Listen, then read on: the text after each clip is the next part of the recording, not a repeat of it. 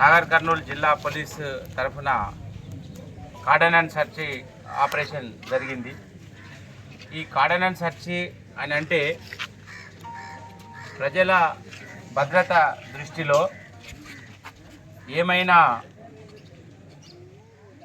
Unauthorised vehicles కానీ, stolen vehicles కానీ, illegal items కానీ, ఇట్లాంటివి కానీ ఎవరైనా అపరిచిత వ్యక్తులు కొత్త వాళ్ళు కానీ ఉన్నట్టయితే వాళ్ళని చెక్ చేయడానికి మరియు ప్రజలకు మేమున్నాము అని భద్రత భరోసా కల్పించడానికి కొరకు ఇది ఉద్దేశించబడింది.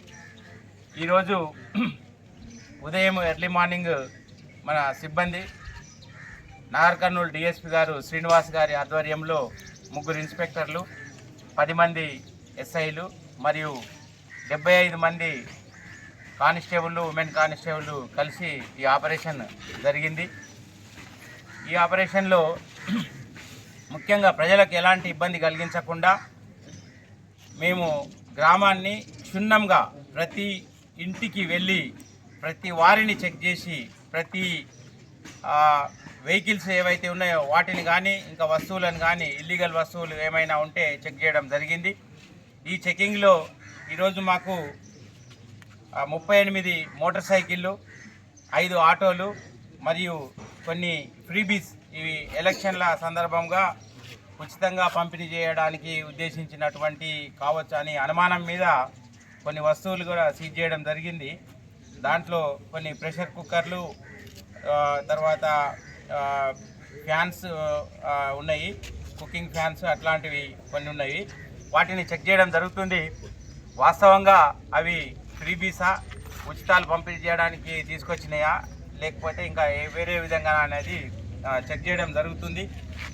ఇదే సందర్భంగా ఒక బెల్ట్ షాప్ కూడా రైడ్ చేయడం జరిగింది. దాంట్లో కొంత లిక్కర్ కూడా పరిమితికి మించిన లిక్కర్ కూడా సీజ్ చేయడం జరిగింది. ఈరోజు ఇక్కడ సీజ్ చేయబడేటువంటి 38 వెహికల్స్ ఏవైతే ఉన్నాయో వాటి గురించి మీరు ఎవరు చింతించవద్దు. నేను అనుకుంటా వాటన్నిటికి కూడా పత్రాలు ఉంటాయి. వాటిని ఇప్పుడు ఇక్కడనే చూపించి మీరు తీసుకోవచ్చు. ఈవెన్ మీకు ఆర్సీ చేతిలో లేకుంటే ఎంవాలెట్ అనే అప్లికేషన్లో చూపించినా కూడా ఇక్కడనే రిటర్న్ చేస్తాము. ఇన్సూరెన్స్ ఉందా అవేం అడగము, కానీ ఆర్సీ ఓనర్షిప్ బండి ఎవరిది అనే ఒక ఐడెంటిటీ మాకు చూపించి బండి తీసుకోవచ్చు. దాని గురించి ఏమి ఇబ్బంది ఉండదు. మిమ్మల్ని ఇబ్బంది పెట్టడం అయితే మా ఉద్దేశం కాదు. మేము చట్టపరంగా ప్రజలకు భద్రత కల్పించడము మరియు ఇట్లా ఇల్లీగల్గా ఏమైనా ఉంటే వాటిని పట్టుకోవడము అనేదే దీని ముఖ్య ఉద్దేశం. ఒకవేళ ఇప్పుడు ఆ బండ్లకు సంబంధించిన ఐడెంటిటీ ఏమైనా చూపించకపోతే వాటిని పిఎస్కి తీసుకుపోతాం మేము. అక్కడికి పోయినాక కూడా రేపు కానీ ఎల్లుండి కానీ వచ్చి కూడా మీ డాక్యుమెంట్ పత్రాలు చూపించి బండి తీసుకుపోవచ్చు. అది చివరికి ఎవరైనా ఎలాంటి పత్రాలు లేని డాక్యుమెంట్ ఏదైనా ఉంటే మాత్రము చట్టపరంగా దాన్ని సీజ్ చేయడం జరుగుతుంది. ఇక్కడ ఎవరికి అసౌకర్యం కల్పించలేదని నేను అనుకుంటున్నాను.